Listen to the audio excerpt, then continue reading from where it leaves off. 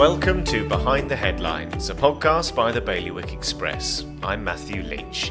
It's been a very busy week with a notable team member missing, but we were still able to work on some of the most pressing stories of the week. This included further work on the electricity strategy and the deteriorating power station, interviews with inspirational young sportspeople, and a story about a robot line marker. Join me, Nick Mann and Laura Clayton for this week's episode of Behind the Headlines. Welcome everybody again to Behind the Headlines, our weekly catch up with the team to see what we've all been up to talk about the news stories that we have been working on or the ones that caught our attention. How is everybody doing today? Well, I think you should answer that question because you were telling us off camera that you're feeling a little worn out. What have you been up to all week? It's been a very, well, maybe I'll start this time because I think Nick started last time and Kit started the week before. It's just been a very busy week. Kit isn't here. Kit is on holiday. He's taking one of his many holidays. He's off in London, and so he's not back until next Tuesday. So it's been and you, Nick, have been involved a lot in the Island Games and stuff this week. So it's been me and Laura holding down the fort, which has been great fun, but there's been a lot going on. Well, you've been mainly working on electricity, it seems. Well, yeah, but this week I'll talk about electricity again because I might as well. I spoke about it last week, but it's all I've been doing this week. I interviewed Lindsay DeSomre earlier in the week, the president of E&I, and I interviewed Alan Bates today. And yesterday I went on a tour of the power station to see how badly it's falling to pieces. And shall we point out it's not literally falling to pieces at the moment? That's quite worrying. Don't we all live in that? Very close to it. We all live very close to it. Yeah. Within that part of the island, I don't want to think that it's falling to bits. Well, the part of the decision process for Guernsey Electricity is that they have 10 generators overall, and I think it's about 4 of them. Happy to be corrected on that by somebody, but there's about 4 of them that are 1970s diesel generators. And they are essential at the moment because we need to have a certain level of backup supply. Yeah.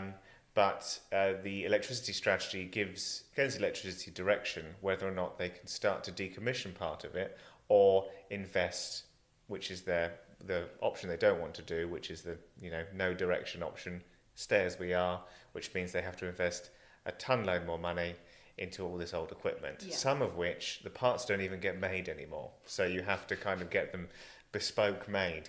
So that was very interesting to go see. I mean, it's a very industrial, amazing place. I don't know if you've ever been. Yeah, I mean, it is quite fascinating. I mean, I've not actually been there in a few years when they brought in the 2 newest, I think they're still the newest generators. Yes. And I mean, it cost a lot of money. So at the time, Guernsey Electricity invited the media along, and I went then. And for me, it's like something out of Star Trek or something, or Star Wars. I just incredible. It's beyond my brain knowing how any of it works. Yeah, we got to see all the pipes going underneath because there's a tunnel that goes underneath the road as well, which I didn't actually appreciate. But so getting to see the power plant this week gave a lot of context to it, as the conversations I've been having, and I met with Alan Bates today. A podcast, we'll run it next week. We'll run it with video as well and an article in the run-up to the debate on electricity, which seems to be like it's more likely to happen in July now, that they have shifted around. P&R have shifted around how we're going to be debating things going forward. I feel like electricity strategy might come up. So it's very interesting. I mean, the amount of interaction we've had with our stories about it seems to show that, I don't know, maybe because it's not tangible yet, that it's not really in people's faces, but it's definitely something that's coming. It's something we should all be interested in because it is one of those topics that will affect all of us. Whether you're currently paying your household electricity bill or your parents are or your partner is or whoever is, it's going to affect all of us, isn't it? And I think it's something actually that the younger generation who maybe currently aren't engaged in topics like this because they're not paying those bills, I think it's something they should take an interest in. Absolutely. I mean, if they vote to not do anything, it's going to cost us about £200 million more. Over how long? Until 2050. Okay. And so, and this is part of the problem, isn't it? It's like you're talking about a strategy that's 20 years down the line. Yeah. idea, and that's why it's difficult to engage in. It's very hard to kind of like for it to be tangible, and, to feel it. And I think that's why some of like the focus has really been on it's offshore wind and it's solar, and people get very excited about a giant wind farm or whatever. Yeah. But actually, in reality, that's a long way off, and it's more about sorting out the interconnector. Yeah. The cable link first, when it always has been. I don't know why it's taken so long to get to this stage, but anyway, the cable is the big one. Pushing for the cable, it seems like that's inevitable. That's always going to have, And this is a direct cable, isn't it? Yeah. This is. And where's the main opposition to it? Well, I don't understand. I don't really understand. I have a feeling that there is an opposition to it, or not an opposition to it, a want to kind of dilute it a little bit and make sure it's simply only about that cable. Right, yeah. But I don't really understand yet where that's going to come from. So I think listening to the debate will be very interesting to understand. Because in my mind, having read the report now, having been very much invested in it for 2 weeks, it seems like a no-brainer to vote, for this strategy. Yeah. But like you said before, when things pop up in debate, there are things that perhaps you haven't thought about. And so I'll be very interested to listen to this one. And I guess we'd welcome those comments ahead of the debate as well. This is something we were talking about in the office earlier, but quite often you get those stones thrown into the water during a debate, and actually it's better to hear these things and tease these things out beforehand as well as in the debate. So I think we'll be tested. I think that's a very, very good point. So I think maybe our next step as a newsroom is to reach out to people who we think may have a different of opinion on this particular strategy. So watch this space. As always. So who's next? Well, I can go if you'd like. Actually, while you were talking, I was thinking, obviously you said 10 generators they've got at the power station. 10, yeah. So with the noises and the vibrations, because Deputy Neil Linder, formerly Vale Deputy, but now obviously island-wide, has been asking questions about those houses that are behind the power station. I think if you go up, is it the Hugh Johanne? They're down like a little kind of pedestrian lane. So they really do, like their front gates are adjacent to the back wall of the power station.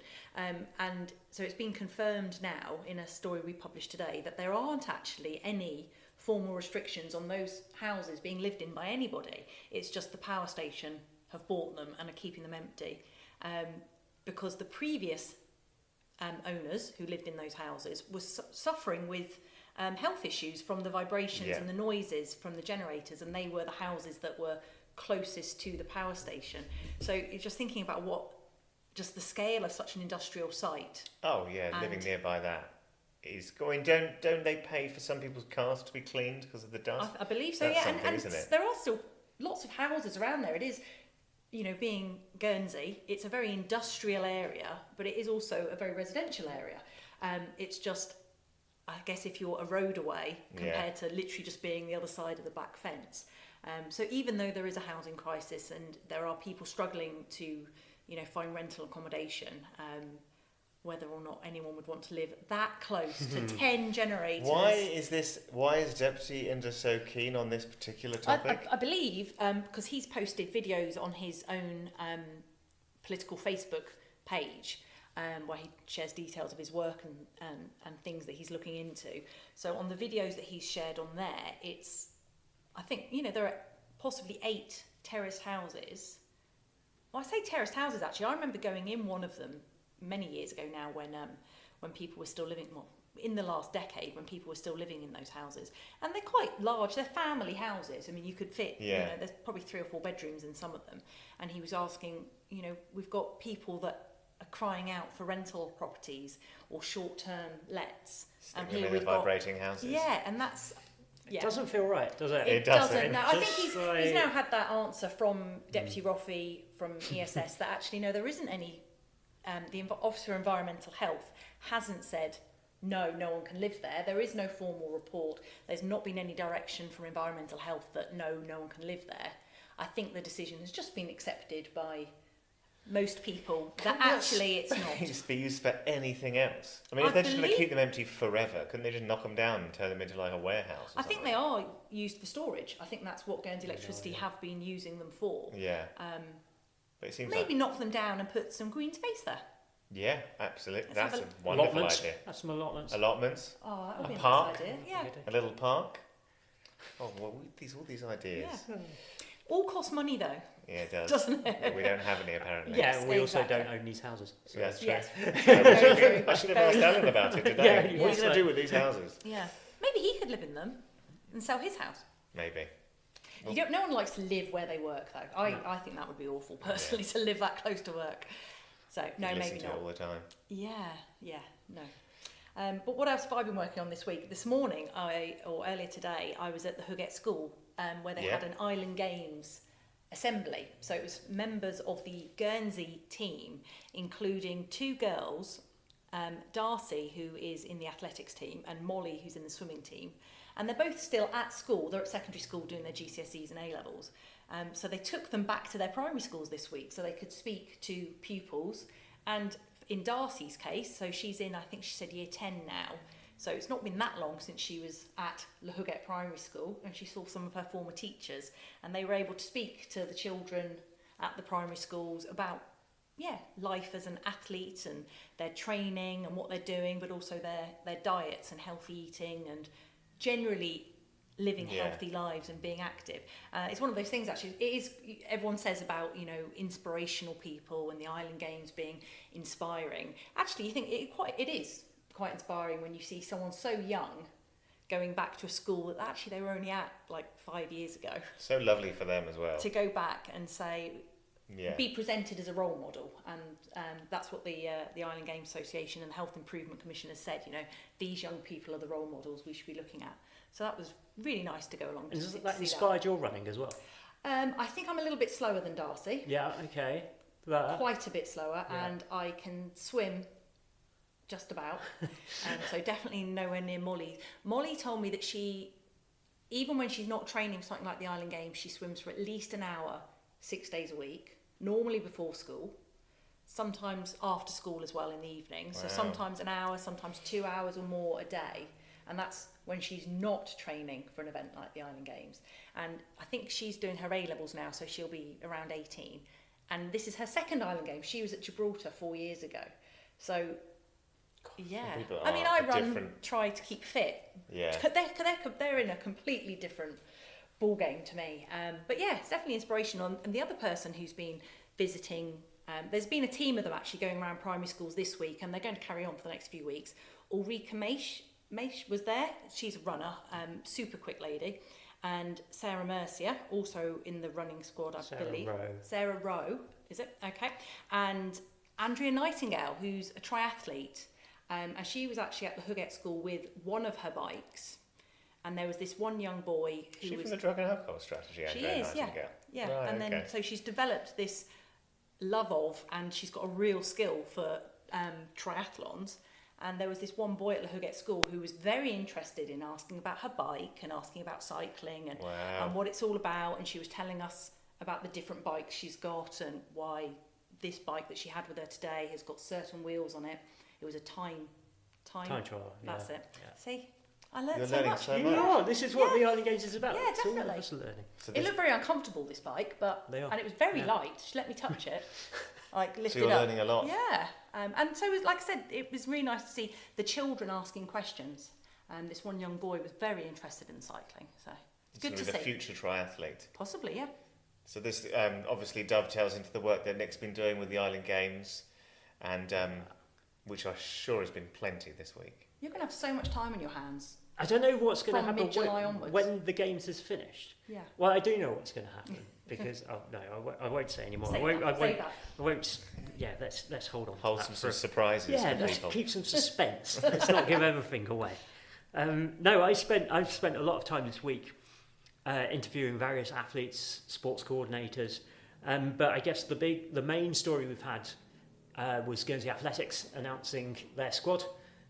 It's going to be the biggest team that they've ever had competing in the Island Games. Wow. And I actually just had the team manager in, Tom Juice, earlier, and his message has always been that this isn't just because it's the home games. These are all vests that are being earned on merit. The standards are there, the standards are high, but everybody's been driving to achieve them. It's been amazing. Unfortunately, that also meant I got to interview Alistair Chalmers as well, so our 400 metre hurdle star, Yeah. Commonwealth Games bronze medalist. He's just getting his season underway, racing on Saturday as well. So he raced last weekend, racing this Saturday. And he's going to be competing on the Tuesday evening, one of our sort of big hopes for a gold medal, obviously, Yes, international yeah. standard. But he's so pumped for the games. It's brilliant. He's such a good character and such a good ambassador for the When sport. did he last compete in Guernsey in a competition? He does reasonably regularly. Okay. He does take part at Foots Lane every now and then, maybe once a season. I mean, if you go back to COVID, Foots Lane was where he broke the 50-second barrier for the first time, which was a big mark at the time. Amazing celebration that he had after that as well. That was great. So wears his heart on his sleeve. Like, he'll put on a show, whatever happens. So that's going to be great. So yeah, I'm pumped for the athletics. Obviously, it's my background. So. This whole thing seems to be very much your wheelhouse. So Yeah. Oh, everything. It's been absolutely perfect thing for you to be doing.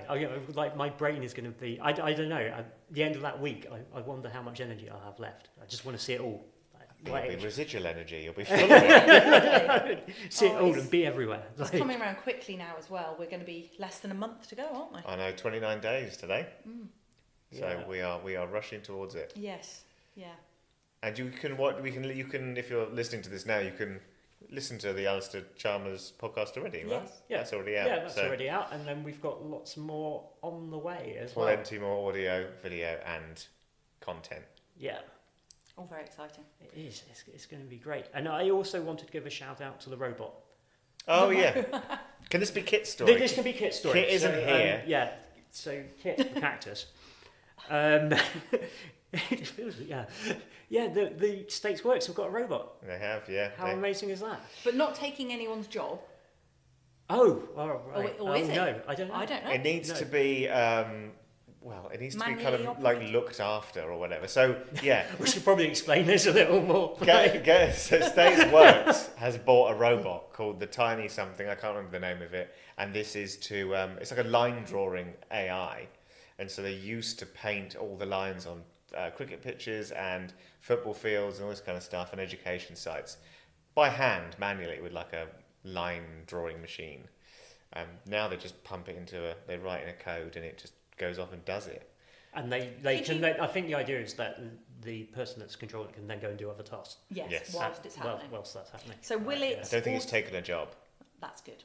We don't want robots taking our jobs. I also don't. I want to know what his pension arrangements are. Yeah, I don't know. Get early gold plated. retirement. Will it be doing like the kind of the yellow lines on roads and like the bus markings? I don't or is it think just so. I think on it's like only- grass surfaces and stuff? I think it's only on grass. Okay.